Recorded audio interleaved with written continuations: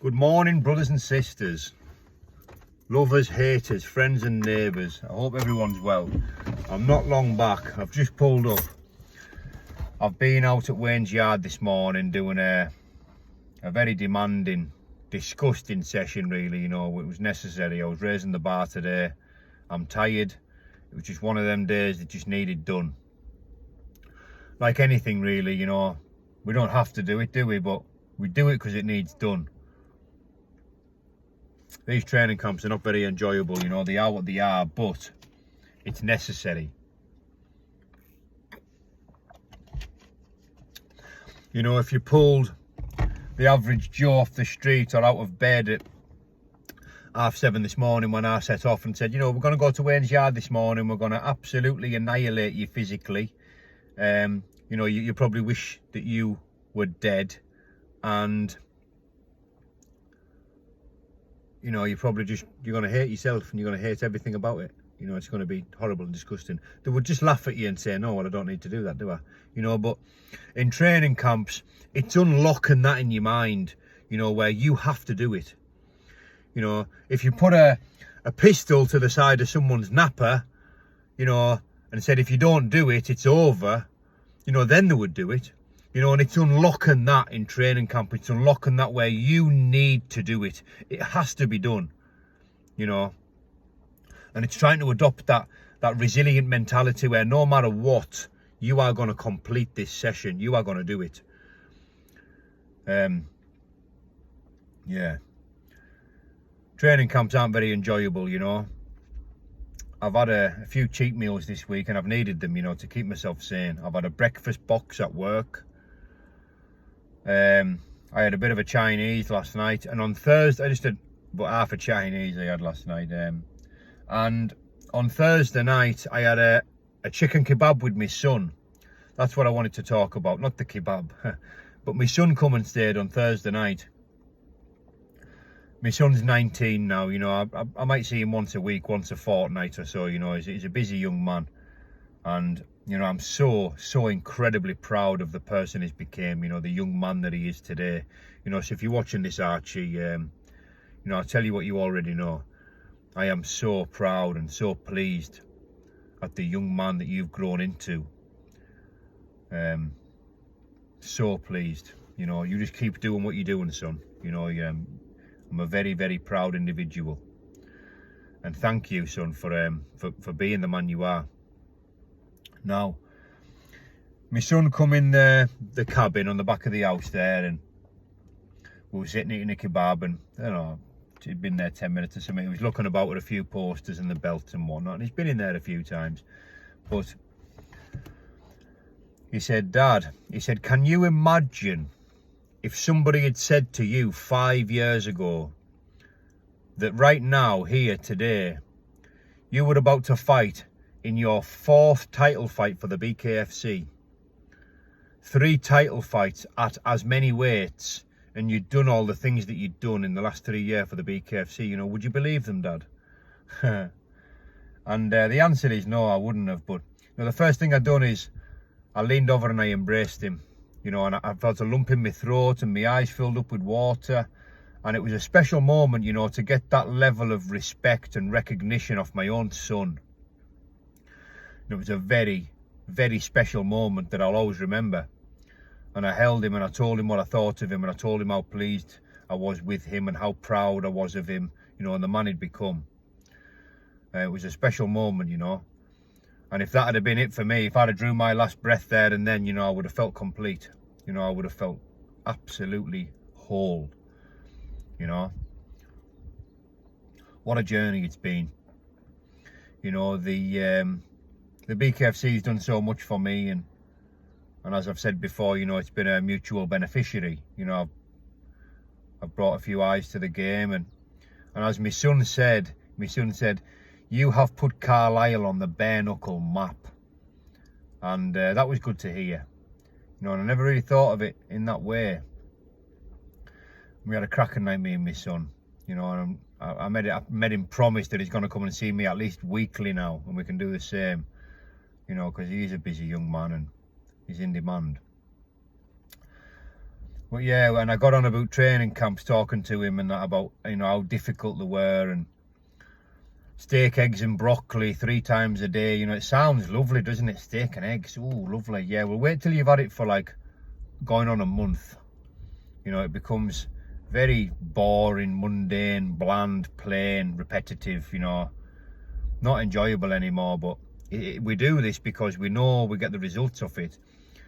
You know, it is what it is. It's like, yeah, it's like so many things, you know. We do them because we know we need to do them. Yeah, my coaches push me, my coaches want me to do all this work because they want me at my best, but they can't make me do it. You know, it's down to us. It comes down to us as individuals, you know. How bad do you want it? You know, how badly do you want to be in peak physical condition? Do you want to keep breaking barriers and beating personal bests and that? You know, how badly do you want it? It comes down to us as individuals. It's internal. You know, it's not external. Nothing external can give us the force to do what we need to do. It has to come from within, you know. And yeah, man, you know, this journey in the BKFC has been absolutely incredible. You know, when I've had my first fight at Wembley, I was only going to have the 1 fight, wasn't I? And then 3 fights later, I won a title, and it just kept going and going. And of course, I haven't had the results that I wanted in my 2 biggest fights. And that is what it is. You know, I take that on the chin, literally, you know, but I take it for what it is, because hindsight's a funny thing, you know. We look back, don't we, and as individuals or collectively, you know, people can look back and say, oh, I would have done this, I would have done that, or you could have done this, you could have done that, because they know the result, you know, they know the outcome. You see, when you're going into these fights, like against these formidable champions, like I'm doing once again, you know, going up against Conor Tierney, you know, the demand on your physicality and your mentality is incredible. You know, you really are putting yourself through it on a daily basis. And the beauty in it is you're going into the unknown. You know, nobody knows what's going to happen on fight night between me and Conor, or between whoever's fighting whoever. On fight night, you are going into the unknown. You know, and it can be terrifying, really. You know, I remember the feeling at Wembley, you know, the potential of getting murked in front of all these people was terrifying. But, you know, it was so enlightening, really, to find out so much about myself. And that's where you find out so much about yourself, you know. It's man against man in there, you know, and there's only so many people can do what we do. And I love it. You know, I absolutely love it. I love the game. I love... The training camps aren't enjoyable, but the end result is, you know, a feeling is difficult to verbalise. You know, when you're ready and you're like 2 weeks out from a fight and you've been in the gym for 6, 8, 10 weeks and you are just firing on all cylinders, and you know that you are at peak physical condition, as fit as you can be, as strong as you can be. You know, it's a feeling like no other. And the only way you can get there is by, you know, repetitive sacrifice on a daily basis.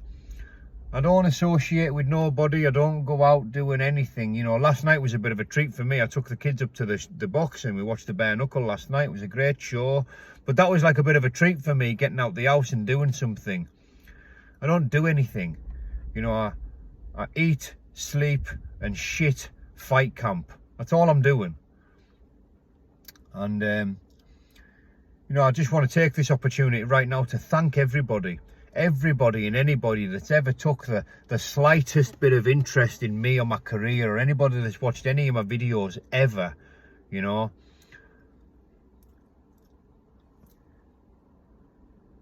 and you know, nobody's really any idea, you know, how grateful I am, you know, for the things that I've done, for the, you know, to be known by so many great people. I mean, Conor McGregor sent me a message about 2 weeks ago, just at random.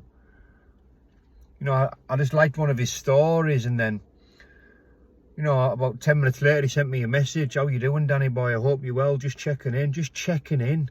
Like, Conor McGregor checking in on me. Do you know what I mean? Like, it's it's beyond even comprehension, you know, from where I've came from, you know, to what I was, to what I am. You know, 5 years ago, I had no concept of the present moment. My entire existence up here was in the past or the future. I didn't really know what the present moment was. I had no concept of, you know, spirituality, God, and all these doors that just kept opening one after the other.